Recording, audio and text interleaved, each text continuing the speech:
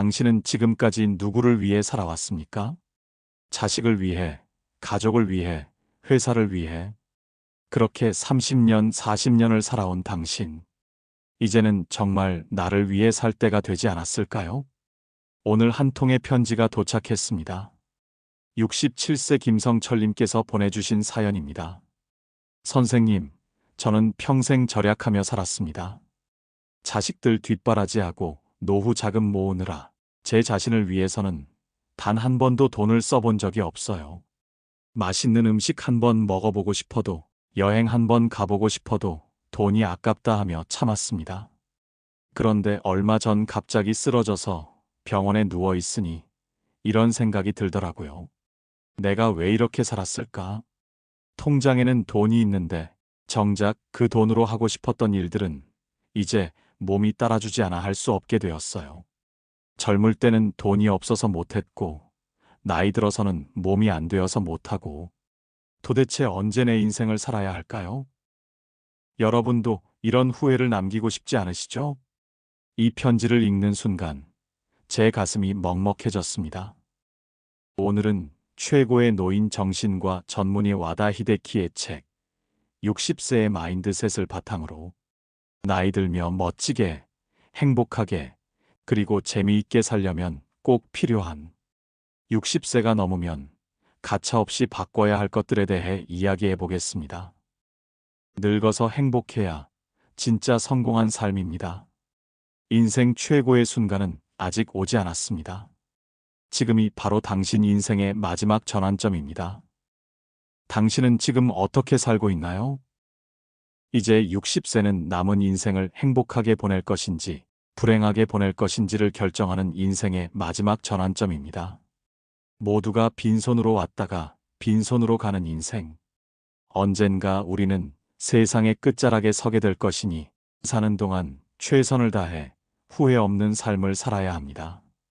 아이일 때 학교를 다니며 어른이 될 준비를 하듯이 멋진 노인이 되기 위해서 우리는 지금 중년부터 차근차근 준비를 해야 합니다.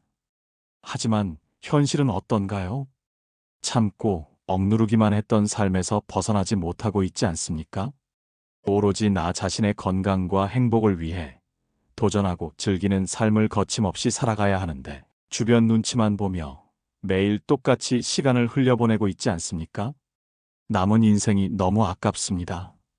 이제라도 마음을 바꾸고 전혀 다른 인생을 사세요. 행복하게 삶을 마무리하는 두 가지 길.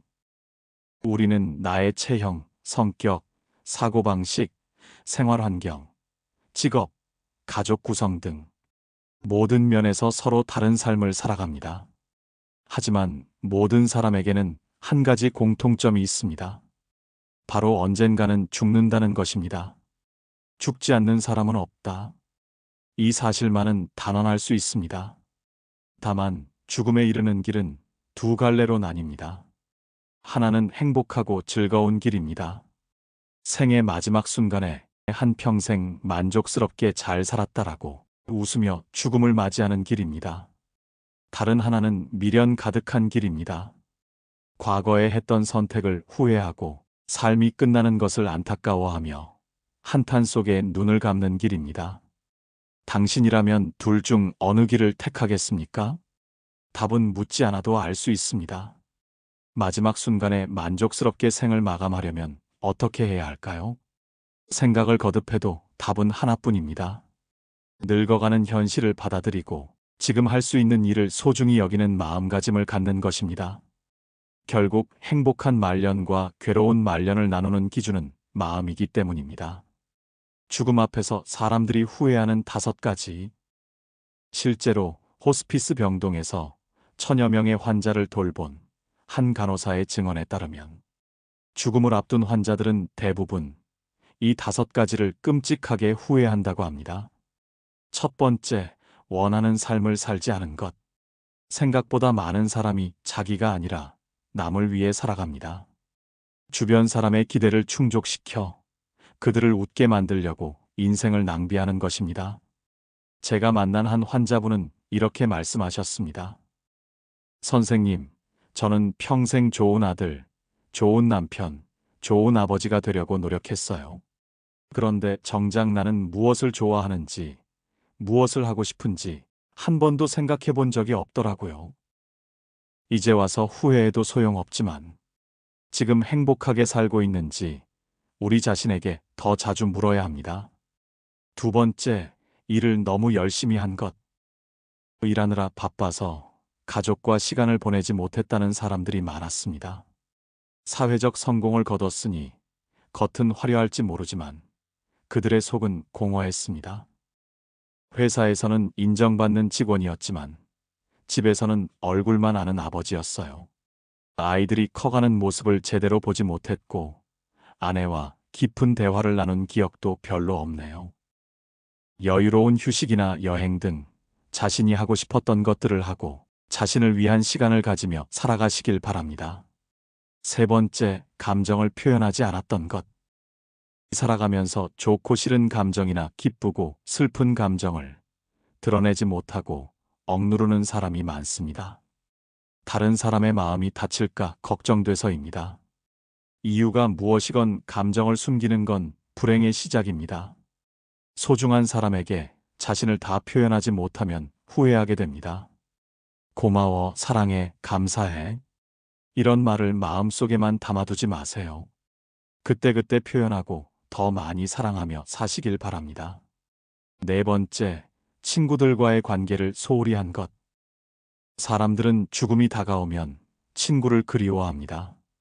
아름다운 시절을 함께 했거나 아픔을 나눴던 친구의 이름과 얼굴이 기억 속에 뚜렷합니다. 하지만 친구들과 연락을 유지하는 사람이 그리 많지 않았습니다. 젊을 때는 친구들과 자주 만났는데 나이 들면서 각자 바쁘다는 핑계로 연락을 안 했어요. 이제 와서 연락하자니 민망하고 외로움이 밀려올 때 진짜 그립더라고요. 다섯 번째, 행복을 선택하지 않은 것. 사람들은 죽을 때가 되어서야 행복이 선택의 문제라는 걸 깨닫습니다. 행복하게 할 사람을 만나고 행복한 일을 하고 행복한 태도를 골라서 선택해야 내가 행복해진다는 것을 기억해야 합니다. 특히 건강을 더 소중하게 관리해야 합니다. 지금 자신에게 주어진 익숙한 것들에 대해 더 감사할 수 있는 마음의 근육을 기르고 습관을 길러야 합니다. 여러분은 어떠신가요? 지금 이 순간 정말 행복하게 살고 계신가요? 60세부터 달라져야 하는 이유. 60세에 무엇보다 필요한 것은 마인드 리셋입니다. 50대까지의 바쁜 마음가짐을 내려놓고 새로운 마인드셋을 가져야 합니다. 나이가 들었다는 것은 그만큼 자유로워도 된다는 뜻이고 마음가짐을 바꾸면 생활 방식이 달라지기 때문입니다. 나아가 세상도 다르게 보입니다. 세상을 보는 눈이 달라지면 남은 인생은 분명 더 알차고 행복해질 것입니다. 그러다 70대에 들어서면 더욱 자유를 누리면 됩니다. 그것이 뒤에 이어질 80대, 90대까지 마음 편하고 즐겁게 사는 비결입니다. 사회생활 면에서도 마찬가지입니다. 집에 틀어박혀 책이나 신문만 읽지 말고 밖으로 나가십시오. 동년배들을 만나 대화하고 의견을 나누어 보세요. 모여서 영화나 연극을 본 후 감상을 나누는 것은 어떤가요? 적극적인 사회 활동으로 뇌를 자극하면 젊음을 유지할 수 있습니다. 물론 그렇다고 생물학적으로 늙어가는 자연의 이치를 막을 수는 없습니다. 80대 후반에 들어서면 누구나 눈에 띄게 근육량이 줄고 적지 않은 사람이 치매 증상을 보입니다. 그쯤 되면 아무리 힘을 내려고 노력해도 마음처럼 되지 않습니다. 여기서 중요한 것은 그렇게 되기 전에 바뀌어야 한다는 것입니다. 인생의 전환점은 기다린다고 어느 날 갑자기 찾아오는 것이 아닙니다. 전환점은 60대가 된 바로 지금입니다. 60세의 마음가짐을 바꿔야 70대에 자유분방하고 활력 넘치는 삶을 살 수 있고, 그래야 80대에도 왕성한 호기심과 활동량을 유지하며 다양한 사람들과 관계를 맺을 수 있습니다. 즉, 정년 후인 60대를 어떻게 보내는지가 남은 인생의 전부를 좌우하는 것입니다. 60세부터 바꿔야 할 3가지 핵심 마인드셋. 첫 번째 변화. 돈에 대한 생각을 완전히 바꾸세요. 돈은 쓸 때 가치가 있습니다. 저는 30년 동안 의료 현장에 몸담으며 6천 명 이상의 고령자들을 만났습니다. 그 과정에서 한 가지 확실하게 깨달은 것이 있습니다. 나이가 들면 어쩔 수 없이 몸이 약해진다는 것입니다. 하루하루 늙어가다가 어느 날부터는 잘 걷지 못하게 되고 얼마 지나지 않아 누워 지내는 날이 옵니다. 치매에 걸리기도 합니다. 나이가 들면 누구에게나 일어날 수 있는 일입니다. 그때가 되어서야 돈을 쓰기도 쉽지 않다는 사실을 뒤늦게 깨닫습니다. 경제관념은 생애 주기에 따라 달라집니다. 젊은 시절에는 집을 샀다면 대출금도 갚아야 하고 자녀 교육비도 들어가는 데다 노후 자금까지 마련해야 하니 되도록 아끼고 절약하며 생활하는 경우가 많습니다. 한창 일하고 재산을 쌓을 나이에는 그게 맞습니다. 그러나 나이가 들면 자식들이 독립해서 생활비도 줄어들고 그동안 모은 돈이 있으니 어느 정도 여유가 생깁니다. 그럼에도 많은 사람들이 나이가 들어서도 절약하는 습관을 고치지 못합니다. 계속해서 아끼기만 하다가 어느 날 갑자기 쓰러져 다시는 일어나지 못하거나 치매에 걸려버립니다. 그때부터 여행은 꿈도 꿀 수 없는 일이 됩니다. 분위기 좋은 레스토랑에서 식사 한 끼를 하는 일조차 버거워집니다. 이렇게 치매나 노환이 와서 일상적인 생활을 하기 어려워지면 요양원이나 요양병원에 들어가게 됩니다. 이때쯤 되면 돈이 많이 필요해질 것 같지만 사실 노인장기 요양보험 제도가 있어서 매달 들어가는 요양원비, 간병비는 연금으로 그럭저럭 충당되는 경우가 많습니다. 이 사실을 알게 되면 그제야 많은 이들이 때늦은 후회를 합니다. 내 행복을 나중으로 미루지 말걸. 내가 왜 그렇게 악착같이 돈을 모았을까? 참으며 흘려보낸 인생이 너무나도 아깝다. 조금 더 즐기면서 살 것을. 이렇게 안타까워하지만 그렇다고 젊음과 건강이 되돌아오지는 않습니다. 그래서 60대의 마인드 리셋이 절실히 필요한 것입니다. 더 늦기 전에 지금까지의 생각을 버리고 마음가짐을 고쳐봅시다. 제가 만난 한 환자분의 이야기를 더 자세히 들려드리겠습니다. 75세 박영수님은 평생 절약하며 사셨습니다. 자식들 교육비, 결혼 비용, 노후 자금, 모든 것을 위해 자신은 늘 뒤로 밀어두셨죠. 박 씨는 젊을 때부터 작은 가게를 운영하셨습니다. 새벽 5시에 일어나 밤 11시까지 가게를 지키셨죠. 점심은 컵라면으로 때우고 옷은 몇 년씩 입고 다니셨습니다. 자식들 대학 보내야 하고 결혼시켜야 하고 내가 먹고 입는 건 나중에 생각하자. 그렇게 30년을 버티셨습니다. 자식들이 모두 결혼하고 나서야 조금 여유가 생겼지만 여전히 아끼는 습관을 고치지 못하셨어요. 이제는 노후 자금을 모아야지. 나중에 자식들한테 짐이 되면 안 되니까. 그런데 73세 되던 해 갑자기 뇌경색으로 쓰러지셨습니다. 다행히 생명은 건졌지만 왼쪽 팔다리에 마비가 왔습니다. 병실에서 박 씨가 저에게 하신 말씀이 지금도 생생합니다. 선생님, 저는 평생 외식 한 번 제대로 해본 적이 없어요. 아내와 함께 좋은 레스토랑에서 식사라도 한 번 해볼걸. 여행도 한 번 가보고 싶었는데 이제는 걸을 수도 없게 되었네요. 통장에는 몇억 원이 있는데 정작 그 돈으로 하고 싶었던 일들은 이제 할 수 없게 되었어요. 박 씨의 통장에는 정말 많은 돈이 있었습니다. 하지만 정작 그 돈으로 하고 싶었던 일들은 이제 할 수 없게 되었습니다. 선생님, 제가 바보였나 봐요. 여러분, 이것이 현실입니다. 돈은 통장에 보관하는 것이 아니라 지갑에 두고 자유롭게 쓰라고 있는 것입니다. 써야 행복해집니다. 어떻게 들릴지 모르지만 백화점 매장 직원들은 비싼 물건을 큰 고민 없이 통 크게 구매하는 고객에게 더 정중히 응대합니다. 집에서는 자식이나 손주에게 용돈을 많이 내줄수록 좋은 부모이자 멋진 할머니, 할아버지 대접을 받습니다. 돈으로만 사람을 판단하고 평가하지는 않겠지만 때때로 태도가 달라지는 것이 사실입니다. 경제력이 있어야 훌륭한 사람이라는 말은 아닙니다. 다만 자본주의 사회에서는 손님이 왕임을 부정할 수 없다는 뜻입니다. 그러니 돈을 적절히 잘 쓰는 사람이 현명한 사람입니다. 죽을 때까지 계속 돈을 모으고 쌓아두기만 하는 것처럼 인생을 낭비하는 것은 없습니다. 그렇게 모아서 남긴 거액의 유산은 결국 죽은 뒤 자식들 사이에 갈등과 분열만 일으킬 것입니다. 유산이 없다면 다툼이 생길 일도 없습니다.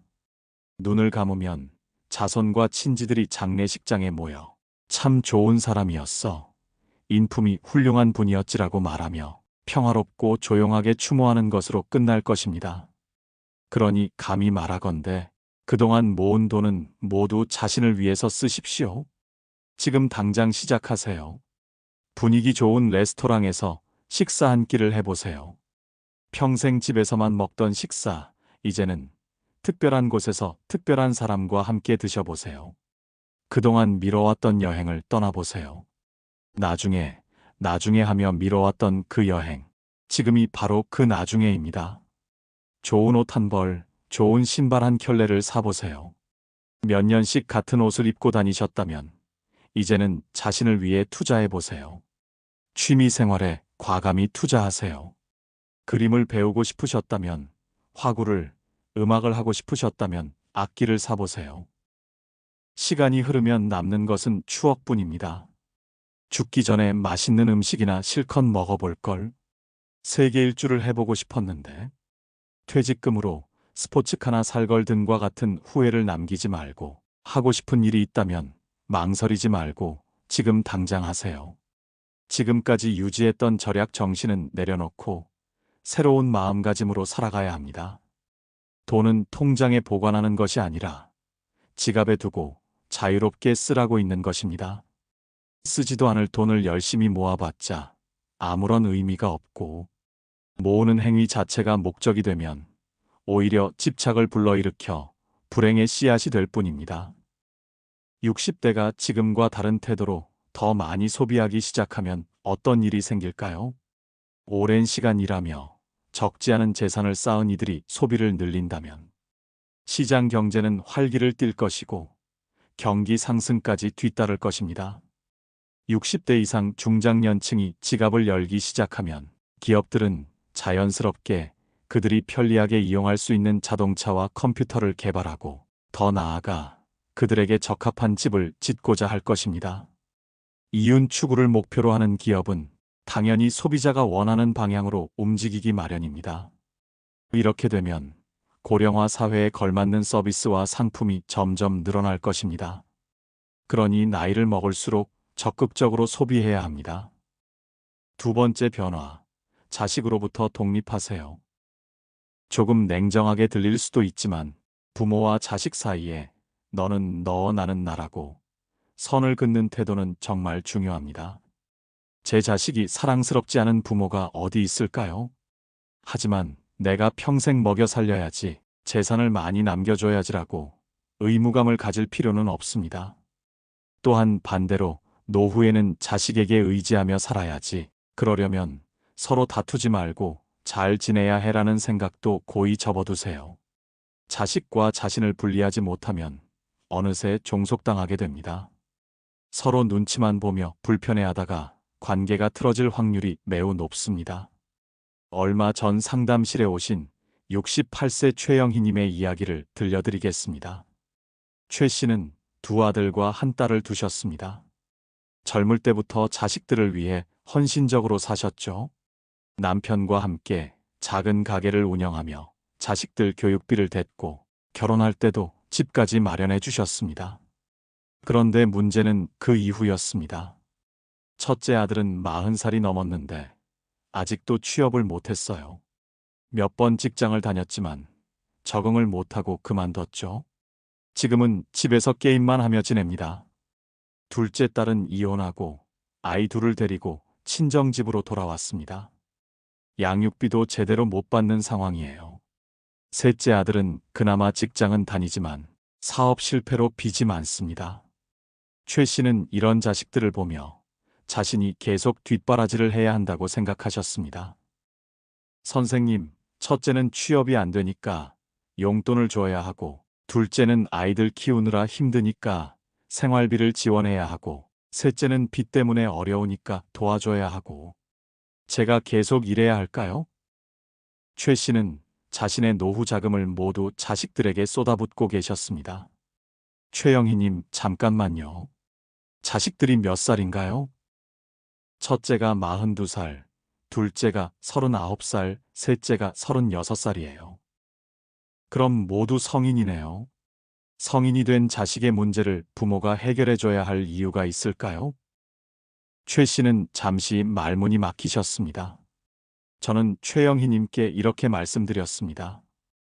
자식이 일자리를 구하지 못해서 생활이 불안정하거나 우울증을 앓고 정신적으로 힘들다고 해도 절대 부모가 문제를 해결해 주지는 못한다는 사실을 기억하세요. 또한 그럴 필요도 없습니다. 이럴 때는 기본적으로 사회복지제도의 도움을 받아야 합니다. 오랜 세월 성실히 세금을 내지 않았습니까? 그 세금으로 사회는 안전망을 구축해 놓았습니다. 그러니 집안 사정이라면서 자식을 위해 무리하게 희생할 필요는 없는 것입니다. 안타까워하며 마음을 쓰는 것과 실제로 문제를 해결해 주는 것은 별개의 일입니다. 나 몰라라 하며 자식에게 쓰는 마음까지 걷어들이라는 것이 아닙니다. 대신 해결해 주려는 자세를 바꾸라는 것입니다. 당신이 마음가짐을 바꿔야 결과적으로 자식을 자립하도록 이끌 수 있고, 훗날 나이든 자식이 늙고 병든 당신을 돌보며 함께 불행해지는 일을 막을 수 있습니다. 자식에게 남겨주어야 하는 것은 거액의 유산보다 삶을 살아가는 데 필요한 지혜와 인생을 즐기며 행복하게 사는 부모의 모습입니다. 몇 개월 후 최영희님께서 다시 찾아오셨습니다.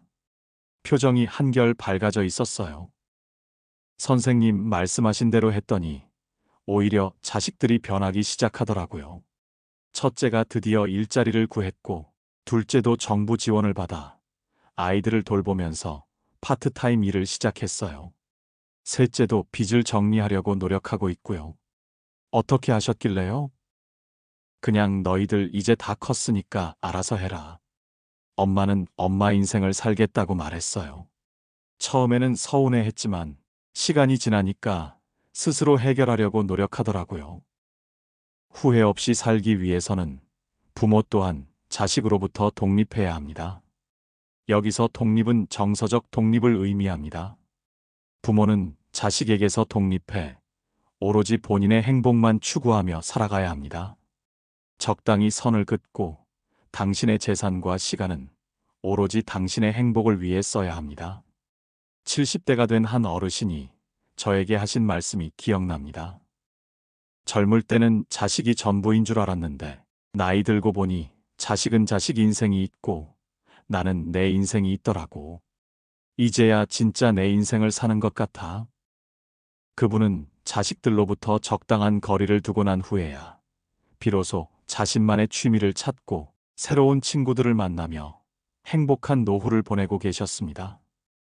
세 번째 변화, 건강에 대한 강박을 버리세요. 오랜 세월 노인 의료 현장에 몸담아온 의사로서 60세에 반드시 마인드 리셋이 필요하다고 생각하는 분야를 꼽으라면 단연 질병과 건강입니다. 건강 문제에 관해서 한국인들은 지나치게 착실합니다. 건강검진을 받고 조금이라도 이상이 있다는 의사 소견을 들으면 어떻게든 정상 범위 내로 돌려놓으려 합니다. 작은 증상이라도 발견되면 무조건 바로 치료받아야 한다는 생각부터 합니다. 하지만 이것은 자연의 이치를 거스르는 일입니다. 대부분의 사람들은 나이가 들면 어쩔 수 없이 혈압이 높아지고 혈당과 콜레스테롤 수치가 올라갑니다. 건강검진 결과 이상이 나타나는 횟수도 점점 늘고 철마다 자잘한 질병을 앓고 지나갑니다. 이런 현상은 자연의 이치입니다. 당연한 일로 받아들이고 과도하게 반응하지 않으며 몸의 변화에 현명하게 대응해 나가는 것이 좋습니다. 제가 진료한 한 환자분의 이야기를 들려드리겠습니다. 72세 이정희님은 하루에 15가지 약을 드시고 계셨습니다. 혈압약 3종류, 당뇨약 2종류, 콜레스테롤약 2종류, 위장약 2종류, 수면제, 진통제, 변비약, 어지럼증약, 우울증약, 그리고 각종 영양제까지. 선생님, 요즘 자꾸 머리가 멍하고 기력이 없어요. 또 어떤 약을 더 먹어야 할까요? 저는 이 씨의 약을 하나씩 점검해 봤습니다. 정말 필요한 약은 3-4가지 정도였습니다. 나머지는 다른 병원에서 처방받은 비슷한 효능의 약들이거나 굳이 복용하지 않아도 되는 약들이었습니다. 이정희님, 약을 좀 줄여보시는 게 어떨까요? 아니요, 선생님. 몸에 이상이 있으면 약을 먹어야 하는 거 아닌가요? 하지만 설득해서 약을 절반으로 줄였더니 오히려 이 씨의 컨디션이 좋아지셨습니다. 선생님, 신기해요. 약을 줄였는데 오히려 몸이 가벼워졌어요. 머리도 맑아지고요. 이것이 바로 다약제 복용의 함정입니다. 다약제 복용이란 5에서 10종류 이상의 약을 장기간 복용하는 것을 뜻하는 말로 오늘날 고령화 시대의 심각한 문제로 대두되고 있습니다. 고령자들이 나이를 먹을수록 건강하게 살고자 여러 약을 챙기다 보니 이런 부작용이 생기는 것입니다. 60대부터는 병을 자신의 일부로 받아들이고 살아가는 공존의식이 무엇보다 필요합니다. 주변을 둘러보면 각종 건강 문제를 없애기 위해 지속적으로 약을 처방받아 먹는 사람이 있습니다. 그러나 그랬다간 오히려 부작용으로 권태감에 빠지거나 종일 머리가 멍한 브레인 포그 현상을 겪을 수도 있음을 명심해야 합니다. 각종 수치나 건강검진에 집착할 필요 없이 몸 상태를 잘 살피면서 더 나빠지지 않도록 관리하는 것으로 충분합니다. 나이가 들수록 무엇보다 그날그날의 컨디션에 따라 적절히 대응한다는 마음가짐을 가져야 합니다. 제가 만난 건강한 고령자들의 공통점을 말씀드리겠습니다. 78세 김남식님은 당뇨와 고혈압이 있지만 매일 산책을 하시고 친구들과 바둑을 두십니다. 약은 최소한만 드시면서 몸의 신호에 귀를 기울입니다. 선생님, 숫자에 매달리지 말고 몸이 말하는 걸 들어야 해요. 컨디션이 좋으면 조금 더 활동하고 안 좋으면 쉬면 되는 거죠. 82세 박복자님은 무릎 관절염이 있지만 여전히 텃밭을 가꾸며 지내십니다. 아픈 것도 내 몸의 일부예요. 완전히 없앨 수는 없지만 함께 살아갈 수는 있어요. 나이가 들면 누구나 한두 가지 병이나 증상을 안고 사는 것이 당연합니다. 그러니 심각한 병이 아니면 약을 한 움큼씩 먹어가며 고치려고 애를 쓸 필요가 없습니다. 검사 결과에 일희일비하지 말고 지금 몸 상태가 괜찮은지, 생활에 큰 불편함이 없는지 먼저 생각해보는 것이 현명합니다. 약은 통증이 심하고 괴로워지는 그때 복용하면 됩니다. 건강을 유지하겠다고 미리 이런저런 약을 몽땅 처방받아 남용하다가는 오히려 몸 상태가 악화되고 인지 기능까지 떨어지는 다약제 복용에 빠질 수 있습니다. 병과 함께 살아간다는 사실을 받아들이고 그날그날 컨디션에 따라 적절히 대처하면 한결 마음이 편안해질 것입니다. 행복한 70대, 80대를 위한 준비. 60대의 마인드셋의 7계명. 지금까지의 경험을 바탕으로 행복한 고령자가 되기 위한 60대의 마인드셋을 7가지로 정리해 보았습니다. 첫째, 이기고 지는 일에 연연하지 말자. 나이가 들면 승부욕을 내려놓아야 합니다. 젊을 때처럼 남보다 앞서가려고 애쓸 필요가 없습니다. 둘째, 해보기 전에 미리 판단하지 말자. 나이가 들어서 무슨 하며 포기하지 마세요. 해보지도 않고 안 된다고 단정하지 마세요. 셋째, 틀에 박힌 생각에서 벗어나자. 이 나이에는 이래야 한다는 고정관념을 버리세요. 나이는 숫자일 뿐입니다. 넷째, 지금 이 순간을 즐기자. 과거를 후회하거나 미래를 걱정하지 말고 지금 이 순간에 집중하세요. 다섯째, 남과 비교하지 말자. 다른 사람의 인생과 비교하지 마세요. 내 인생은 내가 주인공입니다. 여섯째, 답은 스스로 찾자. 남의 조언에만 의존하지 말고 자신만의 답을 찾아가세요. 일곱째, 남의 시선을 신경 쓰지 말자. 이제는 남들이 어떻게 생각하든 상관없습니다. 나답게 사는 것이 최고입니다. 혹시 들어본 적이 있으신가요? 마음이 바뀌면 행동이 바뀌고, 행동이 바뀌면 습관이 바뀌며, 습관이 바뀌면 인격이 바뀌고, 인격이 바뀌면 운명이 바뀐다. 지극히 당연한 말입니다. 마음가짐을 달리하면 당신의 행동이 바뀌고, 이어 습관이 바뀌고, 결국 당신의 운명까지 달라질 것입니다. 나이 먹고 뒤늦게 후회하는 6가지.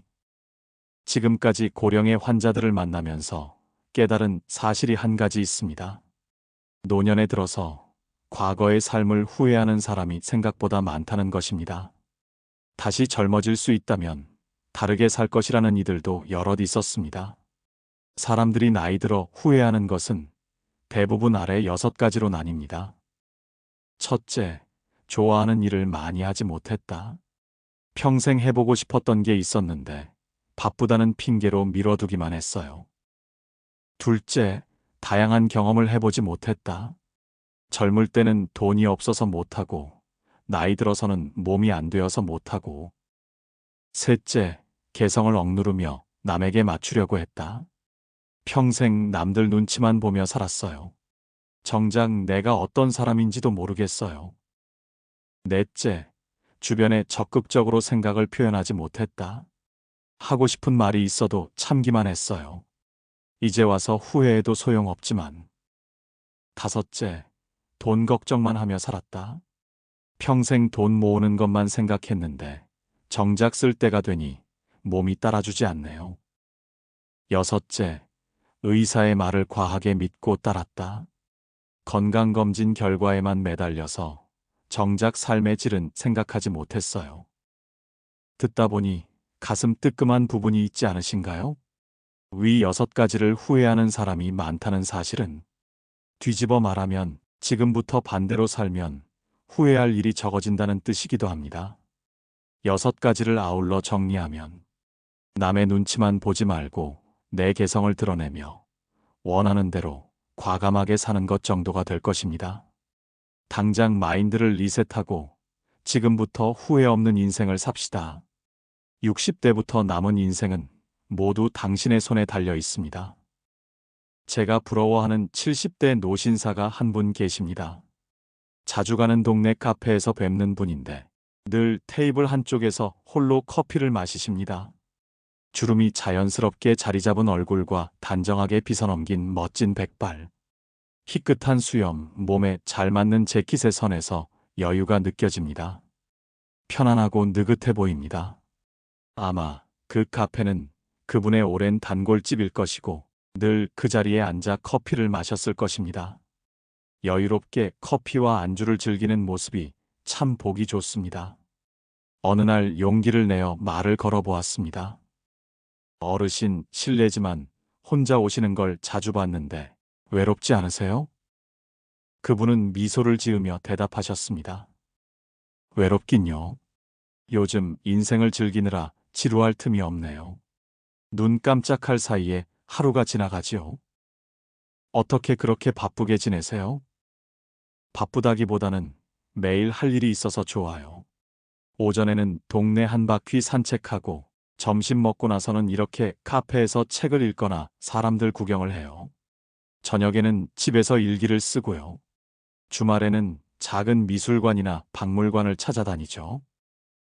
혼자서도 그렇게 즐겁게 지내실 수 있나요? 젊을 때는 돈 벌고 애들 키우느라 정신없이 살았는데 이제야 진짜 내 인생을 사는 것 같아요. 누구 눈치 볼 필요도 없고 하고 싶은 것만 하면 되니까 얼마나 자유로운지 몰라요. 그분의 표정에서 진정한 만족감이 느껴졌습니다. 그런데 가끔 외로우실 때도 있지 않나요? 물론 있죠. 하지만 외로움과 고독은 달라요. 외로움은 괴롭지만 고독은 평화로워요. 나이 들어서는 고독을 즐길 줄 알아야 해요. 이토록 알차고 부지런하게 시간을 보낼 수 있는 이유는 즐거운 일, 좋아하는 일을 찾아 꾸준히 해왔기 때문입니다. 때때로 여행을 즐기는 모습도 동경스럽습니다. 젊은 시절에는 열차를 타고 지방에 갈 일이 생겨도 바쁜 일정에 쫓겨 좀처럼 창밖을 바라볼 여유가 없습니다. 하지만 70대가 된 여행객들은 다릅니다. 그들은 열차 한쪽 자리에 편안하게 앉아서 바깥 풍경을 바라보거나 책을 읽습니다. 그런 모습에서도 여유가 느껴집니다. 늙어가는 것이 슬픈 일만은 아닙니다. 한 해 한 해 나이 먹는 것은 나만의 세상을 만들고 나에게 잘 어울리는 것을 찾아가는 과정이기도 합니다. 나이 들어서 비로소 진짜 의미로 인생의 주인공이 되는 사람들도 있습니다.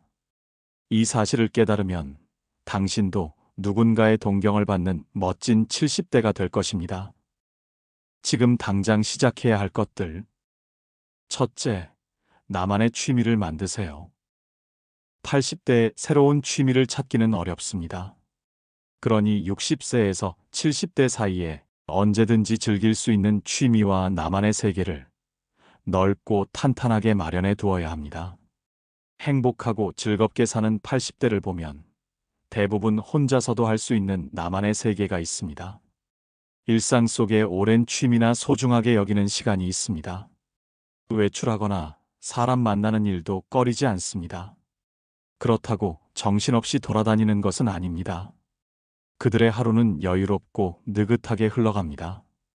그들에게 요즘 사는 게 어떤지 물으면 인생을 즐기느라 지루할 틈이 없다는 답이 돌아옵니다. 노년에 즐길 취미를 찾아보면 생각보다 많습니다. 공연 관람, 전시회 감상하며 문화생활을 통해 감성을 풍부하게 하세요. 바둑이나 장기두기는 두뇌 활동을 활발하게 하는 취미입니다. 시쓰기, 그림 그리기와 같은 창작 활동은 삶에 활력을 불어넣어 줍니다. 사진 촬영으로 일상의 아름다운 순간들을 기록해 보세요. 여행을 하며 새로운 곳에서 새로운 경험을 쌓아 보세요. 정원을 가꾸며 자연과 함께하는 시간은 마음을 평화롭게 합니다. 무엇이든 좋습니다. 60대에 생긴 취미는 평생 취미가 되는 경우가 많습니다. 둘째, 새로운 인간관계를 만드세요. 어떤 대인관계든 서로 사귈 수 있다고 하는 것은 빈틈이 있어야 사람이 다가옵니다. 바늘로 이마를 찔러서 피도 안 날 것 같은 사람에게는 곁에 사람이 붙지 않습니다. 사람이 붙지 않으면 소통을 못하고 갈수록 불통이 되기 쉽습니다. 나에게 너무 엄격하면 그것이 자기 괴로움이 됩니다. 세상에 완벽하다는 것은 있을 수 없는 일입니다. 그러니 나이 들어서는 자신에게 조금 너그러워지시길 바랍니다. 제가 만난 75세 정학수님의 이야기를 들려드리겠습니다. 정씨은 은퇴 후 집에만 계시다가 우울증이 왔었어요. 자식들은 모두 바쁘고 친구들과도 연락이 뜸해져서 외로우셨죠. 그러던 중 동네 복지관에서 하는 노래교실에 나가게 되셨습니다. 처음에는 이 나이에 무슨 노래냐며 망설이셨지만 용기를 내어 참여해 보셨어요. 선생님, 정말 신기해요. 같이 노래 부르다 보니까 마음이 열리더라고요. 나이도 비슷하고 사는 이야기도 비슷하니까 금세 친해졌어요. 지금은 노래교실 회장을 맡아서 활동하고 계시고 새로 사귄 친구들과 정기적으로 만나며 즐거운 시간을 보내고 계십니다. 60대부터는 새로운 관계를 만들어가는 것이 중요합니다. 기존의 관계에만 의존하지 말고 취미나 관심사를 통해 새로운 사람들을 만나보세요. 셋째, 감사하는 마음을 기르세요. 살아있음에 감사한 마음을 가져야 합니다. 절대 놓쳐서는 안 될 가장 중요한 단어가 두 가지 있습니다. 바로 여기와 지금입니다. 한쪽 눈으로도 아침이면 해를 볼 수 있고 밤이 되면 별을 볼 수 있습니다. 잠이 들면 다음 날 아침에 햇살을 느낄 수 있습니다. 지팡이를 짚고 가끔 집 밖에 나가 산책을 할 수 있다면 우리는 감사하며 살아갈 수 있습니다. 지금 여기에서 나의 소중한 사람들과 웃으며 이야기를 나눌 수 있는 것이 바로 즐거움입니다. 노년이 되면 위를 바라보기보다는 아래를 바라봐야 합니다. 가지지 못한 것을 생각하지 말고 지금 내가 가지고 있는 것을 떠올려야 합니다. 제가 상담한 한 어르신은 이렇게 말씀하셨습니다. 젊을 때는 없는 것만 보였는데 나이 들고 나니 있는 것이 보여요. 건강한 몸, 따뜻한 집, 하루 세끼 밥. 이런 것들이 얼마나 소중한지 이제야 알겠어요. 현재 65세 이상을 고령자, 75세 이상을 후기 고령자로 규정하고 있습니다. 고령자라는 단어를 볼 때마다 드는 생각이지만 단순히 나이를 기준으로 사람을 딱 잘라 나누는 듯한 어감이 왠지 언짢고 부정적으로 느껴집니다. 그들도 지금까지 최선을 다해 열심히 살아온 사람들일 텐데 말입니다. 그래서 밝고 희망찬 새 표현을 제안하고자 합니다. 고령자에서 나이가 많음을 뜻하는 고자를 행복을 의미하는 행자로 바꿔보면 어떨까요? 글자 하나만 바꾸었을 뿐인데 나이가 많은 사람이 아니라 행복한 나이에 이른 사람이라는 뜻이 됩니다. 65세가 넘어도 즐거운 일상을 보내며 매일 행복하다고 느끼는 사람을 고령자라는 딱딱하고 건조한 표현 대신 행복한 고령자라고 부르면 어떨까요? 한 단어만 더 했을 뿐인데 왠지 모르게 따뜻하고 노년에 대한 희망도 느껴지지 않나요? 행복한 노년을 보내고 인생을 잘 마무리하고 싶다면 참고 또 참는 나이만 많은 그냥 고령자가 아니라 행복한 고령자가 되어야 합니다. 70대, 비로소 내 인생의 주인공이 되는 시기. 나이가 들면 체력과 집중력이 떨어져 같은 일을 해도 전보다 시간이 더 오래 걸립니다. 그렇다고 모든 것을 내려놓고 포기하면 안 됩니다. 할 수 없는 일은 어쩔 수 없지만 할 수 있는 일들은 속도가 조금 느려지고 중간에 쉬어가더라도 계속하는 것이 좋습니다. 움직이면 피곤해지고 몸에 부담도 될 테니 애쓰지 말고 그만두자고 생각하면 결국 아무것도 하지 않고 멈추게 됩니다. 덩달아 의욕도 떨어집니다. 당장 몸은 편안하고 쉬는 기분이 들겠지만 그렇게 손을 놓기에 60대는 아직 젊습니다. 70대도 마찬가지입니다. 70대는 노화에 맞서 싸우며 대비하는 단계입니다. 이때를 잘 넘기고 건강을 유지한 채로 80대를 맞이해야 합니다. 늙어간다는 현실을 받아들이고 내키는 일만 천천히 하며 느긋하게 즐기는 것은 80대 후반에 해도 충분합니다. 몸 편히 지내는 것은 그때에도 늦지 않습니다. 60대부터 귀찮고 피곤하다고 이런저런 일에서 손을 떼면 80대의 잔존 기능이 거의 남지 않습니다. 그러면 즐겁게 살고자 하는 의욕 자체를 잃게 됩니다. 독서나 정원 가꾸기처럼 가벼운 취미도 10년 이상 멀리하면 다시 시작하기 어려워지는 법입니다. 제가 30년간 의료 현장에서 만난 분들을 통해 깨달은 것이 있습니다. 인생의 마지막 순간을 맞는 모습이 크게 두 가지로 나뉜다는 것입니다. 첫 번째는 후회와 미련으로 가득한 모습입니다. 89세로 돌아가신 한 환자분은 마지막까지 이런 말씀을 하셨습니다. 내가 뭘 하려고 그렇게 돈만 모았을까? 젊을 때는 돈이 없어서 못하고, 나이 들어서는 몸이 안 되어서 못하고, 도대체 언제 내 인생을 살았나?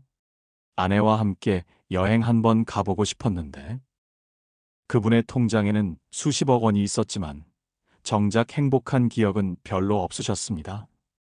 두 번째는 만족과 감사로 가득한 모습입니다. 91세로 돌아가신 또 다른 환자분은 이렇게 말씀하셨습니다. 참 재미있게 살았어. 좋은 사람들 많이 만났고, 하고 싶은 것도 많이 해봤고, 이제 갈 때가 된 것 같네. 고마운 일이 참 많았어. 그분은 경제적으로 특별히 여유로우신 분은 아니었지만, 항상 긍정적이고 활동적으로 사셨습니다. 80세가 넘어서도 여행을 다니시고 새로운 사람들을 만나며 즐겁게 지내셨죠. 여러분은 어떤 모습으로 인생을 마무리하고 싶으신가요? 지금이 바로 시작할 때입니다. 우리는 괴로움을 겪어봐야 행복한 줄 알고 추억 속의 그때를 그리워하면서 후회하곤 합니다. 하지만 행복의 답은 바로 지금 내 가슴에 담겨 있습니다. 노후가 불행한 사람들은 들어온 것을 움켜쥐고만 있는 사람들이 많습니다. 그러면 내가 더 나이 들어서 하고 싶어도 할 수 없는 순간이 올 때 정말 후회합니다. 그러니 지금부터라도 이제는 내가 하고 싶은 것, 좋아하는 것에 투자해 보시길 바랍니다. 새로운 취미 생활을 만들고 평소에 두려움 때문에 하지 못했던 것들도 하면서 나를 위해 살아보세요. 그동안 다른 사람에게 관대했다면 이제는 나한테도 관대해야 됩니다. 노후에는 그런 여유가 있어야 합니다. 나이가 들어갈수록 진짜로 인생을 즐기는 사람은 아무리 어려운 상황에 처해 있어도 재미있게 해낼 것이라고 생각하는 사람입니다. 그 순간순간이 쌓여서 진짜 재미있는 삶을 만드는 것입니다.